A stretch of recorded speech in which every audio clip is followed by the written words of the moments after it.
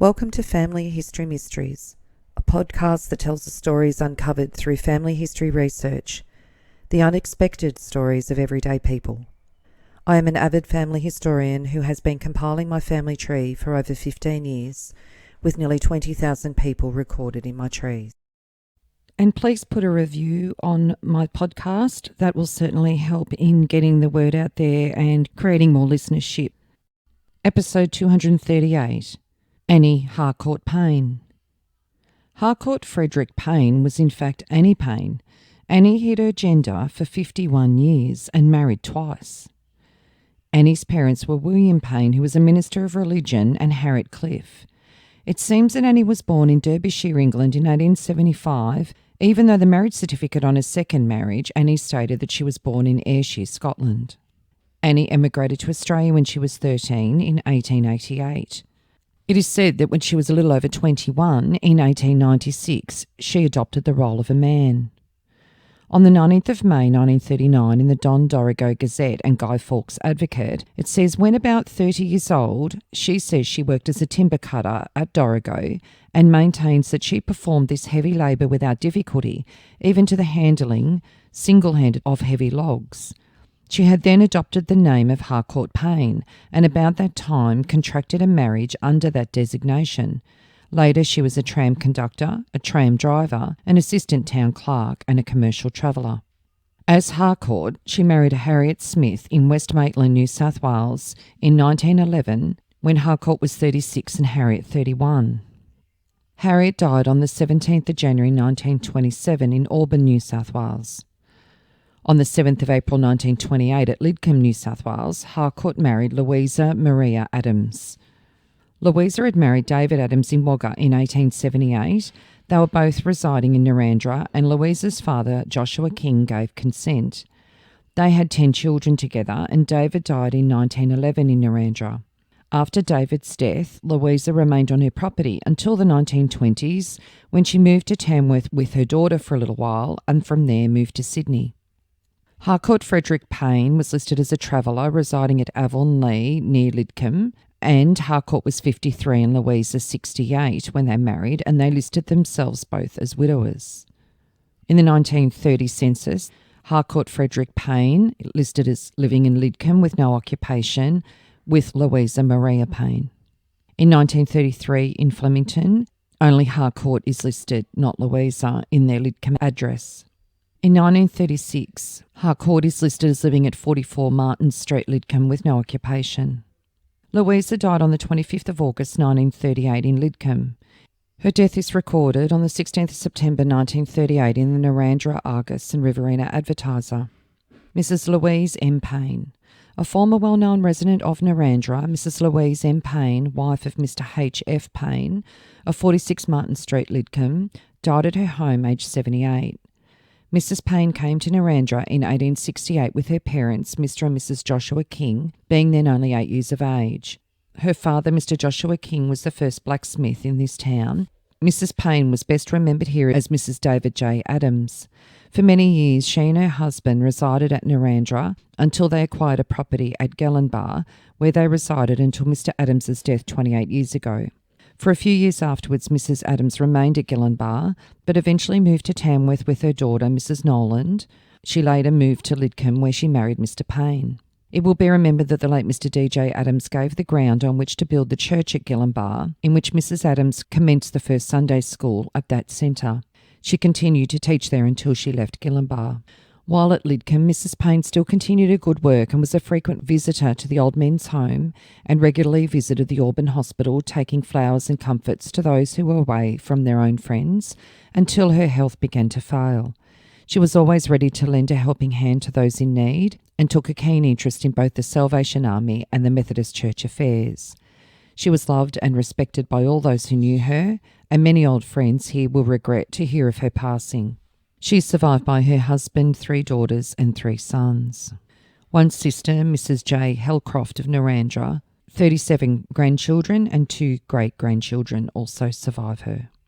On the 24th of February 1939 in the Sydney Daily Telegraph, Harcourt Frederick Payne of Mount Victoria and Lidcombe and the New South Wales Mont Depot Deposit and Investment Company Limited overdue rates of £11, 17 shillings and 3 pence, land in Section B of Selsdon Street, Mount Victoria. And on another lot, it mentioned that there were overdue rates of £5, 4 shillings and 6 pence. In May 1939, there was an article titled, "Woman Lived as Man for 51 Years, Amazing Discovery Sequel to Street Collapse." Sydney detectives are investigating one of the most amazing and startling cases that has ever come under their notice. After masquerading as a man for 51 years, Harcourt Payne, 64, of Martin Street, Lidcombe, has been discovered to be a woman who married 2 wives, both of whom are now dead.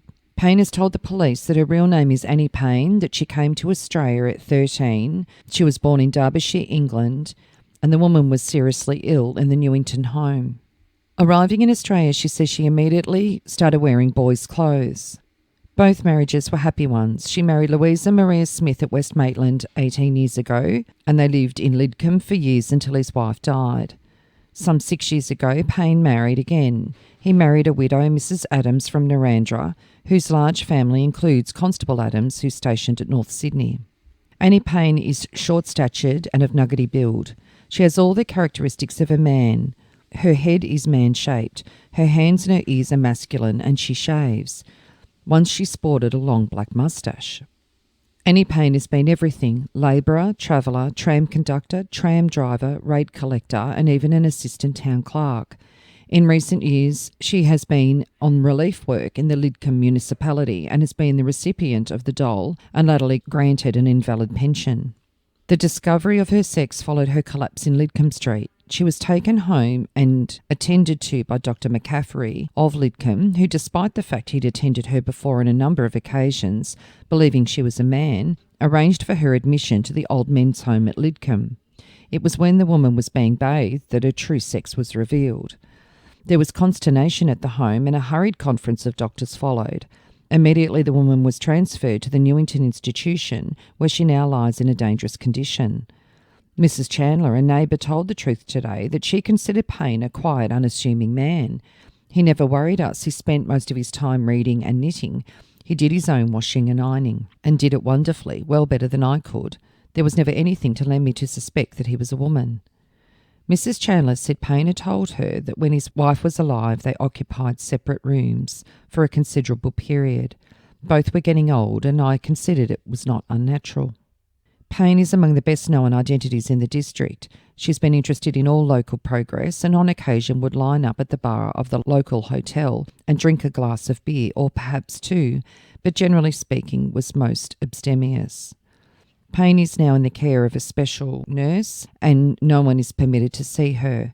The police were first acquainted with the circumstances of the strange case by doctors at the Newington home, who decided upon this course after a conference. The police are now tracing her history as far as possible. The Director General of Public Health and the public pathologist are expected to examine Annie Payne. And on the 15th of May 1939 in the Newcastle Sun, police inquiries in strange case in Sydney, trying to piece together the life story of Annie Payne, 64, who posed as Harcourt Payne, a married man for 51 years. Detectives have taken possession of a box containing correspondence from several parts of the world. It will take detectives a week to read through the bundles of letters, notebooks and other documents at the Burwood Police Station. They are anxious to learn the story of the woman's life and hope the letters will help them. After they have gleaned information from the correspondence, the police hope that they will be able to tell her life story in full. Detective Sergeant James and Lawrence and Detectives Skene and Hole are continuing their inquiries. Payne is seriously ill, and it was stated today that her condition had improved. It is not known yet when she'll be well enough to leave the home. The police point out that there's no reason why she should not leave at her own accord as soon as she is better. The Government Medical Officer, Dr. Perry, will examine the woman late today. She's very ill, mainly with a nervous disorder. She was a pipe smoker at one time and sometimes drank with men in hotel bars. The police viewpoint is such that an amazing imposture covers so many possibilities that it must be investigated. There is no law to prevent a man from dressing as a woman or a woman dressing as a man. However, there is a law against changing your name, and we need to investigate other facts such as a criminal motive or misbehaviour. In the case of offensive behaviour, the fact that the person is so dressed aggravates the offence. If there were laws restricting women to feminine clothing, it would be an offence for them to wear slacks and mannish clothes. On the 16th of May 1939 in the Grafton Daily Examiner, Harcourt Payne, who was admitted to a woman's home on Friday night, is still seriously ill, and the police have not been able to question her. When the police were able to question her, they asked why she adopted the life of a man, and she frankly told them it was because she had the physical appearance of a man, and because she thought as a man she could have a better chance of securing work. On the 24th of May 1939 in the Sydney Daily Telegraph, an order was made yesterday to admit Annie Payne, 64, to the reception house at Darlinghurst. She'll come before the lunacy court this morning.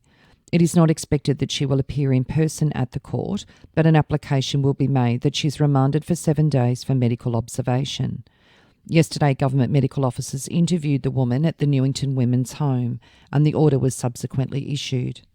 And on the 6th of June 1939 in the Burnie Advocate of Tasmania, in Sydney, having been certified as insane, Annie Payne, 64, known as the Man-Woman, has been admitted to a mental institution at Orange on an order by Mr Arnold SM. And on the 11th of June 1939 in the Brisbane Truth, Man-Woman is a problem for asylum.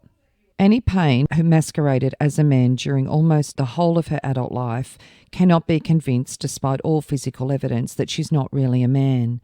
The woman, whose story is one of the strangest ever, has been declared insane and incarcerated in a medical institution at Orange.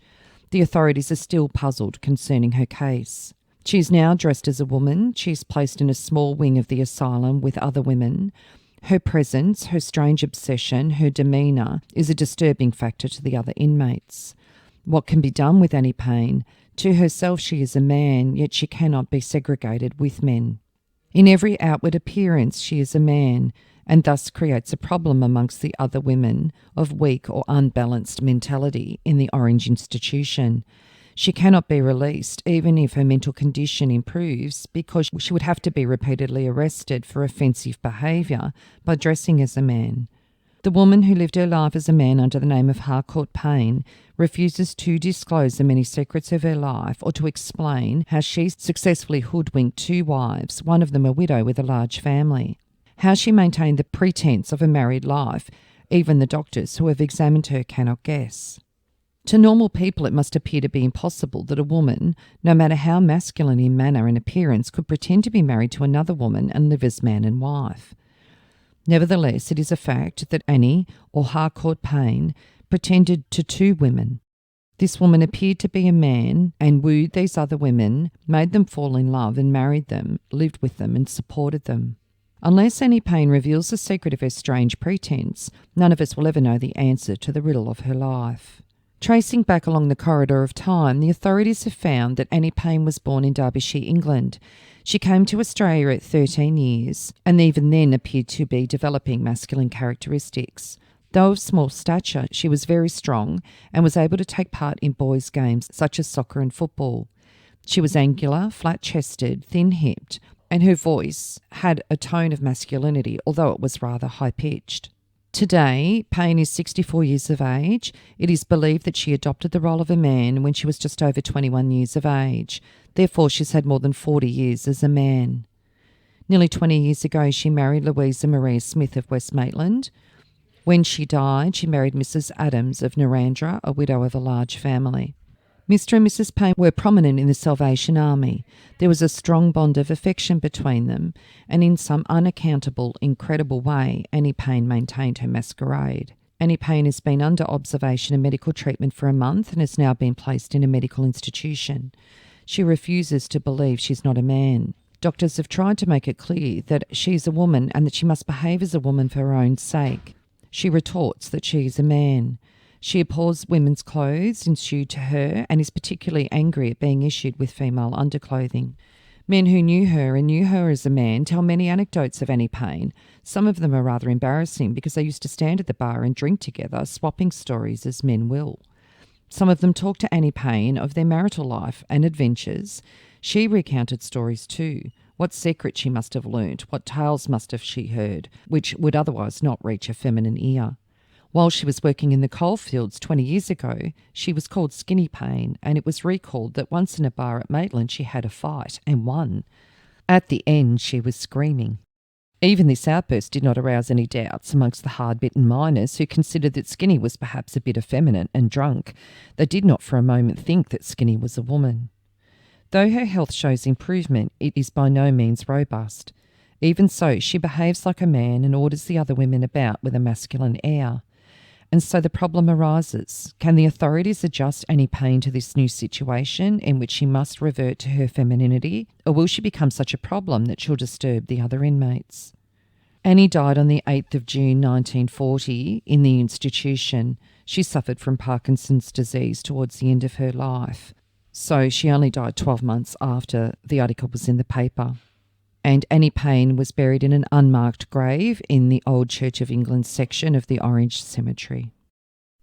If you are interested in sharing your story on my podcast Family History Mysteries, please go to my Facebook page and send me a message. If you would like some assistance in filling in the gaps in your family tree to see what mysteries you solve, please get in touch. And don't forget, you can have early access to episodes by subscribing, and you'll also gain access to bonus episodes.